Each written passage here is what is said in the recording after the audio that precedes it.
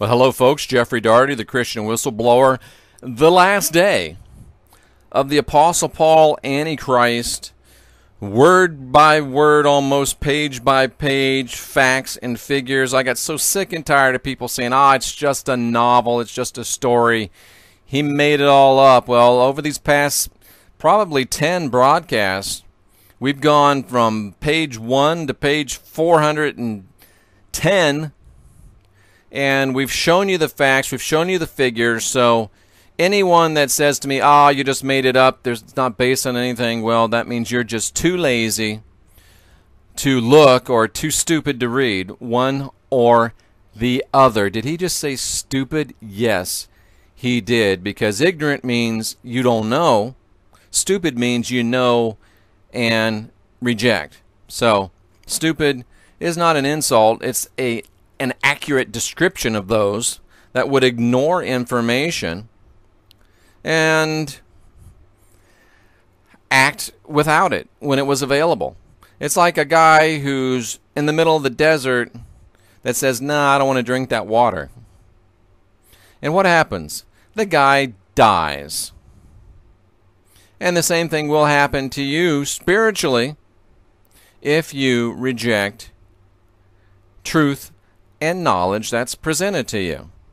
And a man or a woman convinced against their will is of the same opinion still, so I'm not trying to convince you against your will, but I'm letting you know that the stakes are pretty high, and I'm not one of these, I used to be one of these, you're going to burn in hell forever and ever. Well, that's nothing but a lie of control and fear and guilt that has been perpetrated and perpetuated by Paul, Saul of Tarsus, and his false religion.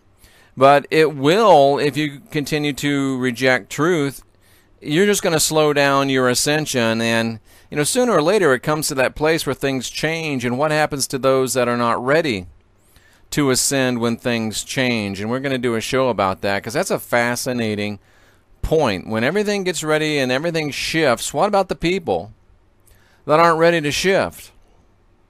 Well, we've shown, and we showed yesterday, that Paul, without a doubt, was a spy. We showed, without a doubt, that Paul was a Trojan horse, and we're going to expand on that because there's some great teaching and great analogy there between Christianity and the Trojan horse, and the fact that today, we think of the Trojan horse as a virus, and Pauline teaching certainly is a virus that has corrupted the hard drive of Western civilization and the hard drive of people in the West. We can't even think straight anymore. I don't want to get too far ahead of myself, but yeah, it's a virus that's corrupted your hard drive. You can't even think anymore because of the Trojan horse Pauline virus. And Luke showed that there's a Trojan horse Pauline virus in Acts chapter 19, verses 4 through 6. Read it in a Greek to English interlinear to get the full import, because the King James Version, what a surprise, edited out the damning information. But it's right there in many other versions, including the New International Version, the New American Standard Version, the Darby Version, the American Standard, the New American Standard, the NIV, and other translations as well. But let's wrap this up neatly in a bow. Paul was obviously a spy. Paul was obviously a Trojan horse smuggled into Christianity, or not really Christianity, because it wasn't Christianity. It was the original Jesus movement, or the Yahashua movement. No J until around the 1600s, folks, almost the time of the King James Version. So his name wasn't Jesus, and I'm not straining at that right now. That's kind of one of those deep truths, and one of those truths that makes people uncomfortable. And I used to try not to get people off their Pentecostal pacifier, and I understand there's a Protestant pacifier involved here too, and we don't really want to jerk that out of your mouth yet and have you screaming and crying. But at any rate, Paul was a spy. Luke conclusively proved that, and you can listen to yesterday's broadcast. I'm not going to go over it again. And Luke and Paul were confidants. Paul evidently told Luke that Rome was about to destroy Jerusalem and that the plans were underway Because not too long after things were getting bad for Paul in Jerusalem, you've got to understand, Paul couldn't even go to Jerusalem anymore. I mean, he tried to go and he got lynched, almost lynched. He was attacked. And, it was rough for him because people were turning against him because they knew that his message was not the message of Yahushua. And there's a new book out that shows, and I'm going to start talking about that in the next show, I believe, that of all ironies, the people that followed Jesus rejected the message of Saul of Tarsus, and the people that crucified Jesus accepted it. Oh, how stupid are we? Oh, my goodness. But at any rate, Paul was called back to Rome because Rome was getting ready to destroy Jerusalem. Jeff, how do you know that? Well, if you read Acts chapter 21, verse number 40, Paul, again in Jerusalem, things aren't going great there. In 21:40, supposedly, there's a big riot. Paul causes a riot by talking. Paul causes a riot by preaching, supposedly, crying out, verse 28 of Acts chapter 21, men of Israel. That's who he was really addressing. And he goes on to supposedly get arrested, bound with chains between two soldiers. And then what happens? The Roman soldiers allow Paul to preach to this mob. And not only do they allow Paul to preach to this mob, they allow him to preach to this mob in a foreign language. Now, if you know anything about Roman history, if you know anything about military ways, it is an absolute absurdity that any army, especially the Roman army, would allow a prisoner to address a mob. Think about it. You've got a squad of Roman soldiers. Let's say it was 200. It wasn't 200. It was probably 10 or 12. And you got a mob of thousands of people. Is that army going to allow their prisoner to address that crowd in a tongue they don't even understand? Of course they're not, because all that guy has to say is, hey, these dudes are taking me away. Let's get them. 1,000 denarius. Remember, he was a rich guy. 1,000 denarius for anyone that attacks these Romans right now and sets me free. Well, that didn't happen. And the Romans did allow Paul to address the crowd, and they allowed Paul to address the crowd in a foreign language. Why? Because this was the exit strategy to get the Roman spy Paul back to Rome before Jerusalem was destroyed. That's the only way it makes sense, that you're going to allow a captive prisoner to address a throng numbering in the thousands in a foreign tongue, and all he has to do is say 1,000 denarius to everybody that helps me beat down these Romans. And Paul was rich; he could have paid it. But of course, he was being called home. That's the only thing that makes sense. Luke just told us he was a spy in Acts 20. Now he shows us in Acts 21:22 how Paul was called back to Rome. And he goes on to show us, actually, this is interesting too. If you read Romans chapter 9:1, if you read 2 Corinthians 11:31, Galatians 1:19 through 20, 1 Timothy chapter 2, verse number 7, all dictated to Luke and written by Luke, by Paul, dictated by Paul and written by the hand of Luke. That's 1, 2, 3, 4, 5 times that Paul has to say, I'm not lying.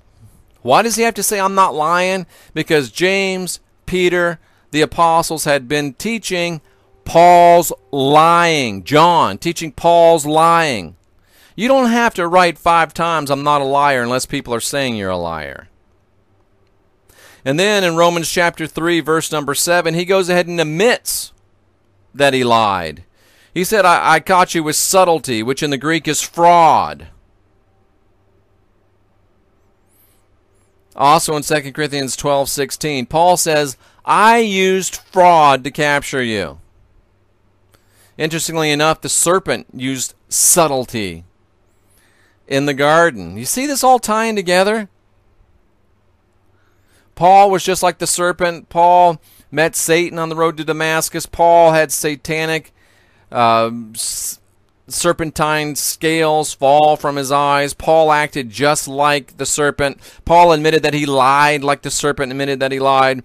Paul used fraud just like the serpent used fraud. And he admitted it in Romans 3:7 and 2 Corinthians 12:16. Some of you are saying, there's no way that's true. Folks, all you got to do is open the Bible and read the words. Open the Bible and read the words, and you will see that Paul admitted that he used fraud. Go back to the original, the Greek English interlinear, and you'll see that the word is fraud. I used fraud to capture you, Paul said. How in the world can a so-called apostle of God justify using fraud to gain believers? And then Josephus in Antiquities Book 20. Josephus in Antiquities Book 20. That's called a reference for all of you that say I just make stuff up. Antiquities Book 20 places Paul in Rome as a valet or servant to Nero as late as AD 63 and AD 66. Think about it, folks.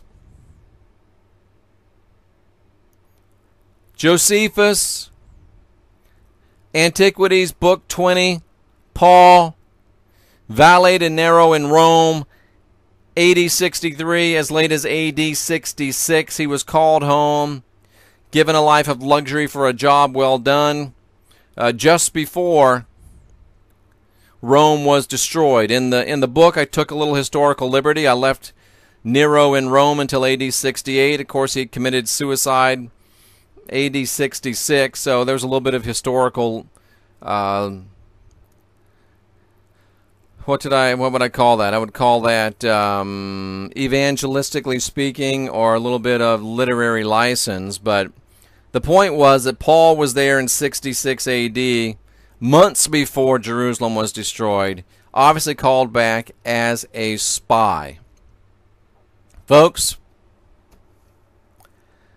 the book's Apostle Paul Antichrist, George Norrie said that Daugherty delivers innovation, talent, and bravery. George Norrie wrote the foreword to the book. He said everybody should read it. Let's just close this whole session with the foreword by George Norrie. This is a controversial novel, and author Jeffrey Daugherty may upset and surprise some of you.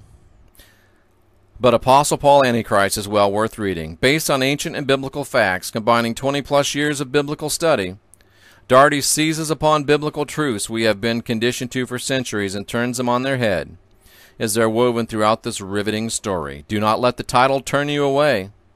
This tale calls the attention of every individual, regardless of belief system, and everyone can gain a never-before-experienced perspective that may shock you. Daugherty delivers innovation, talent, and bravery. George Norrie, host of Coast to Coast AM. And you can also go on my YouTube and hear the full 2-hour interview with George Norrie on Coast to Coast with yours truly and the Apostle Paul Antichrist book. And folks, there you have it. And in going from the frying pan into the fire, soon to be released, Aliens in the New Testament. My new book, not a novel. I think I'm shying away from novels with all the crapola I took for writing a novel. I guess it's just too hard for people to... Anyway, Aliens in the New Testament will be a nonfiction work that shows, wow, you're not going to believe it. Until next time, you can get me at gothamltd@gmail.com, nckabbalah@gmail.com, Jeffrey Daugherty, Jeffrey Daugherty Show on Facebook, Twitter @nckabbalah, and otherwise send up a smoke signal and we can be in contact. And until next time, moving on to some more information about Trojan horses and about people that crucified Jesus being the ones that accepted the message of Paul, not those that followed Jesus. All this and more coming up soon on the Jeffrey Daugherty Show. And until then, I'm Jeffrey Daugherty, and I'm wishing you peace and light.